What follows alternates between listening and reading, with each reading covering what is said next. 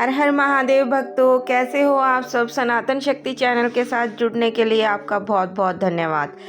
आज हम जो टॉपिक लेकर आए हैं उससे आप भी बहुत खुश हो जाएंगे जानकर, क्योंकि सभी जानना चाहते हैं और सभी ये बात देख रहे हैं कि आजकल कितनी सुंदर सुंदर कावड़ लेकर कावड़िए जो है मंदिर तक पहुंच रहे हैं और भगवान शिव पर जल अर्पित कर रहे हैं, रुद्राभिषेक कर रहे हैं।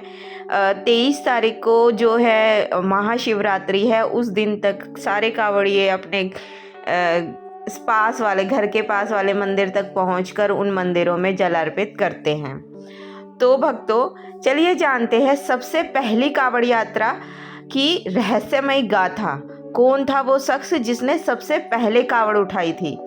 तो इस बारे में और इस रहस्य से पर्दा उठाते हुए आज की वीडियो शुरू करते हैं। सावन के पावन महीने में शिव भक्तों की कावड़ यात्रा की एक अनोखी गाथा।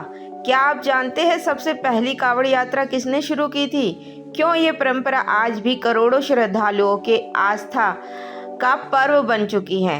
आइए जानते हैं इस सनातन रहस्य को। कहानी शुरू होती है त्रेता युग में, जब रावण, हाँ वही रावण जो सबसे बड़ा शिव भक्त है, था, भगवान शिव को प्रसन्न करने के लिए हिमालय पर कठिन तपस्या करते हैं, कठिन यात्रा करते हैं। रावण हिमालय की ओर जा रहे थे, कठिन तप कर रहे थे। वह कैलाश पर्वत तक पहुंच गए थे और अपने तप से भगवान शिव को प्रसन्न कर चुके थे। तब रावण ने एक विचित्र विनती की। वह चाहता था कि भगवान शिव लंका पर जाकर रहें, ना कि कैलाश पर्वत पर। शिव जी ने उसे एक शिवलिंग प्रदान किया। खुश होकर कहा कि तुम्हारी ये मनोकामना मैं पूर्ण करता हूँ।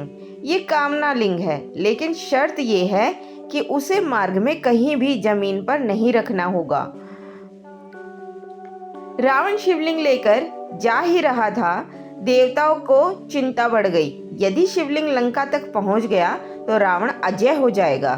तब भगवान विष्णु ने एक लीला रची। भगवान विष्णु ने भगवान गणेश को भेजा। रावण जैसे ही लघु शंका के लिए रुके, गणेश ने शिवलिंग को वहीं स्थापित कर दिया और वह स्थान था वैद्यनाथ धाम, झारखंड। शिवलिंग जमीन पर स्थापित होते ही रावण क्रोधित हो गया। उसने उस शिवलिंग को वहां से हटाने की भरपूर कोशिश की, लेकिन शिवलिंग वहां पर स्थापित हो चुका था। उसके बाद रावण ने उसी शिवलिंग को जलाभिषेक करने के लिए हरिद्वार से झारखंड तक एक पैदल यात्रा की, और वही थी सबसे पहली कावड़ यात्रा। रावण ने जल लाकर शिवलिंग पर अभिषेक किया और यहीं से शुरू होती है सबसे पहली कावड़ यात्रा। आज भी शिव भक्त गंगा जल लेकर सैकड़ों किलोमीटर दूर पैदल चलते हैं, वैद्यनाथ धाम या अन्य ज्योतिर्लिंगों पर जल अर्पित करते हैं।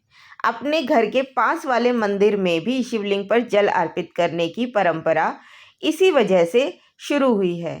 ये परंपरा त्रेता युग से चली आ रही है।